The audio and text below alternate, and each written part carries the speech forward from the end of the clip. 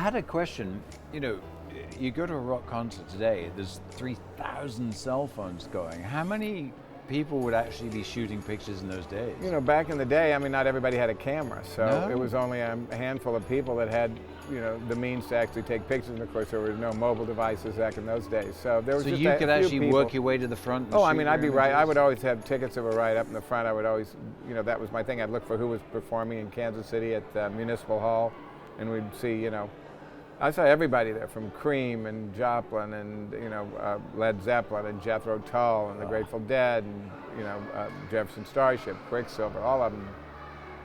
Steve, what was the name of that band? I can't even think. Steve Miller Band. Steve Miller Band, yeah. So, you know, that was really my impetus for photography, and that's what drove my initial interest in photography, was music. Yeah. But ironically, after a couple of years at the University of Kansas, I felt I'd kind of been there and done that, and at the advice of a good friend of mine who worked for Eastman Kodak, he said, you know, unless you want to be a technical sales rep, Greg, there's nothing more for you to really do here. Why don't you go to California? Because my parents had gotten divorced, as I mentioned. My dad lived there, and study film. I said, all right. So I enrolled in film at the University of Southern California, where I ended up getting a Master of Fine Arts degree in film and cinematography. And the irony was, and it was great, and the education was amazing, but I realized I was too much of a control freak, you know, and in film they would always go for a great acting take over a great camera take, so, you know, I thought, I don't know that this is necessarily for me. It's not for you. And I liked the challenge of the one-on-one relationship with people. That was really much more about why I was passionate about shooting people. I never liked to shoot anything that couldn't talk back to me, you know. I never, you know, like even if on a trip like this I brought a camera, I probably won't even use the darn thing. I'll probably shoot more with my iPhone, just if I want snapshots to remember things. But when I travel, my passion for taking pictures is if I see somebody like you and I say, I want to photograph you, and then I'll put you in a scenario and use an interesting background on a location to take pictures, as opposed to just shooting pictures of a background. It's just not, doesn't. So you figured that out really quite really early. on. I mean, I knew right away what I wanted to do. That was never an issue. And I mean, when I was going to film school, I drove a truck for a couple of summers delivering photographic supplies in downtown LA, which was quite challenging, a 2-ton truck delivering big square vats of photochemicals. Pretty wild, you know. But I always was pretty good at sales. When I was a kid, I sold Fuller Brush door to door, which is kind of wild. You sold what? Fuller Brush, which is like Avon or one of those lines of just So a you bunch do of door to crap door, door to door. Yeah. And I was always good at it. So it was kind of interesting that, you know, photography was more about me selling myself, but at the same time, selling this crap door to door. You had to sell yourself, you had to present yourself, and you had to not be shy. And I never thought about it until just now, but you know, I had to be able to go open a door cold and pitch some BS to sell. Do you think that was super helpful when you had to sort of pitch your work or pitch yourself? Well, I never thought about it at that point, but I just always was very natural at that. I never was shy in that respect. Yeah. And obviously, looking back at it now, it probably did help in some strange way. But I came out, finished my school at USC, and I did some film work. I shot some commercials and directed some stuff. But it just wasn't as fulfilling and gratifying. And I loved the challenge of photographing people. And after I got out of school, I was living in a little apartment up in Hollywood, up near the Magic Castle. I had a little single apartment for $75 a month. Back in those days, around early 70s, right after I got out of college. Who would have been your photo influences in that time period? Like, who were you looking at? Nobody. You didn't have mentors or heroes? Not until really, I would say, I think the first person that really, because I just started taking pictures. I didn't have influences, and I didn't really see any. That's a sad thing to say. I mean, I can certainly tell you who I like now, but at that point in time, Neale, I didn't really have anybody. It was really when I was invited to the opening of a Helmut Newton show at Nick Wilder's gallery around mid-70s, 1975, 76. So you went to see that show. I was like, wow, this is pretty serious, you know, and this is really cool, and there's a real style. But what I did after I got out of college is, for years, I had this little tiny apartment in Laurel Canyon. It had a living room with I think they were called a Murphy bed. You open the closet door in the living room, and a bed came down like this. And that's where I slept. There was a little bathroom and a very small kitchen, which I basically turned into my dark room. Yes, of course. Covered the windows. Right. I had my little trays. And I used to do headshots for actors for $50 a day, and that included film and processing, because I would buy my film in bulk, 100-foot rolls, 50-foot or 100-foot But rolls. how did you get those first actors? Well, the apartment were they- the apartment building I was living in, there were a lot of, television actors. I actually had a guy named Okay. James Watson that lived upstairs from me. That was, So they needed. they needed headshots, and he was an African-American actor that basically was working pretty successfully in TV, and he said, could you go do pictures? And then, oh, these pictures look really good. And we would just go out to a location and just shoot natural light outside. And that led to quite a few. I lived next door to Karen Phillips, who was the lead singer, real pretty blonde, that was the lead singer for Sergio Mendes in Brazil, 66.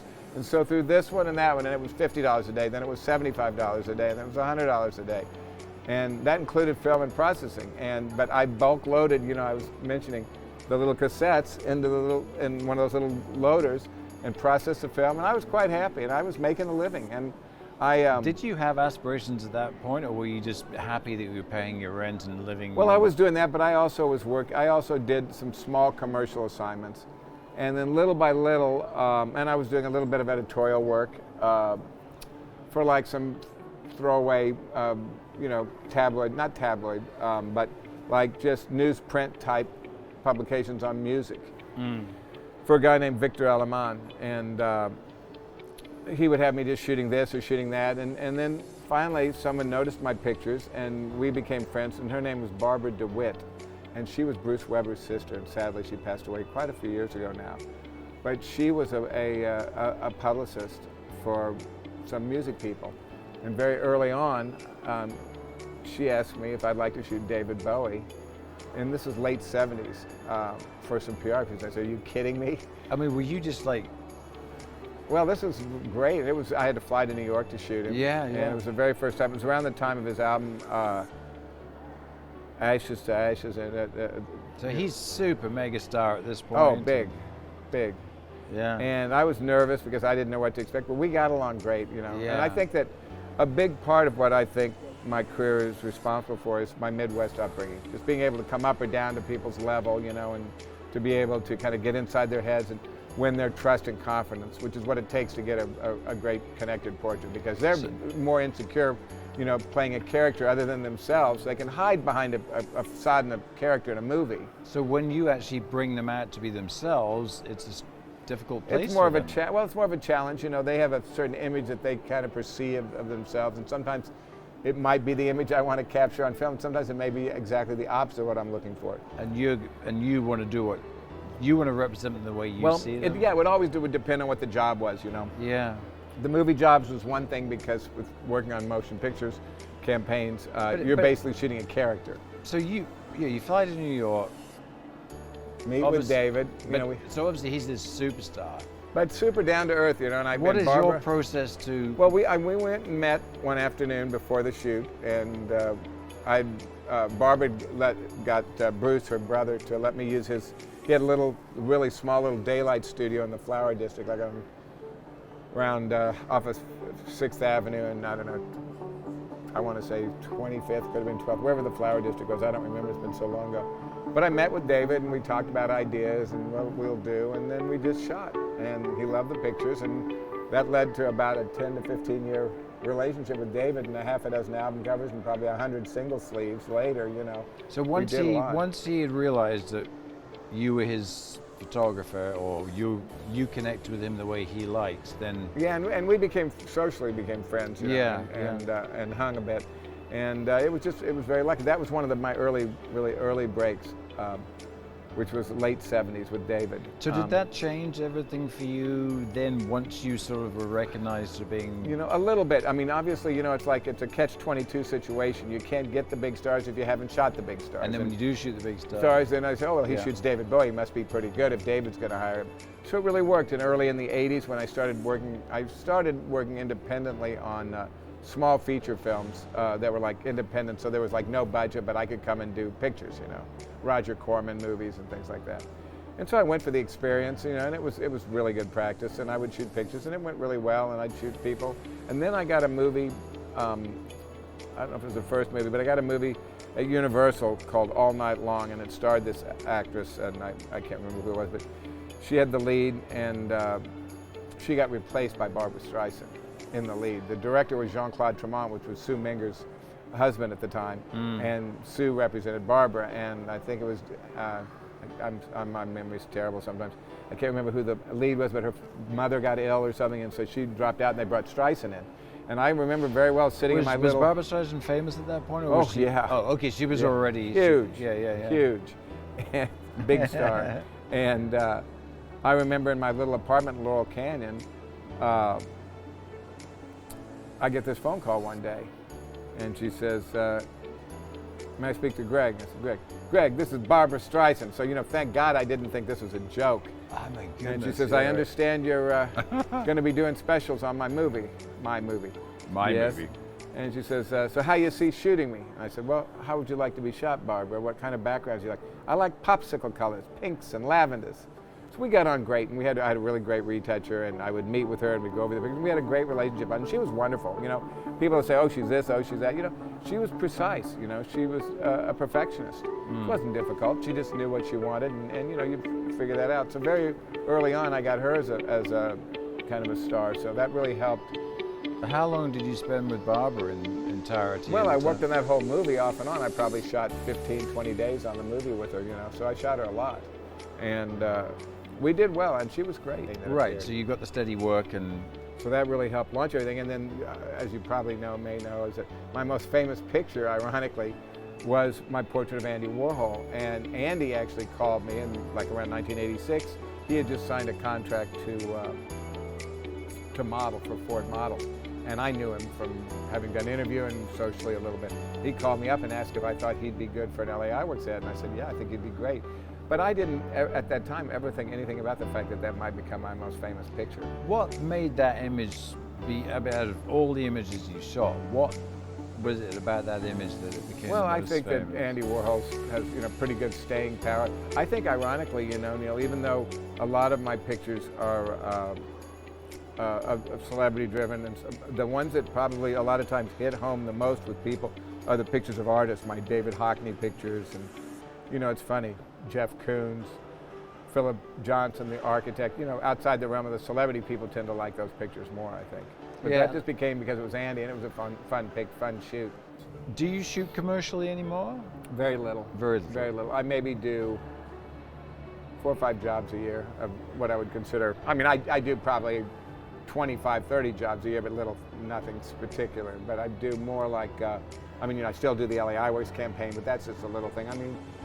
I did Elton John's last album cover that he released during COVID, How many shoots have you done with Elton, would you say, over the years? 25.